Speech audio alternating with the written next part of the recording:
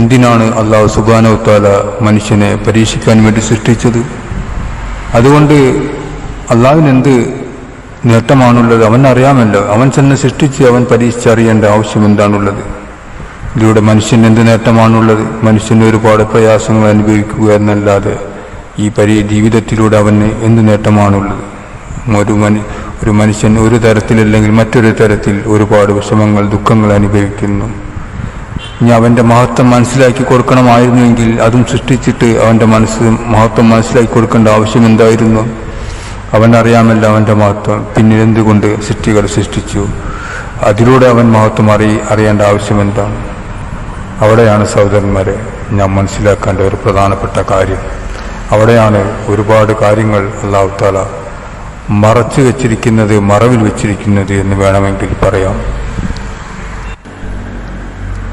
അത് ഞാനൊരു ഉദാഹരണ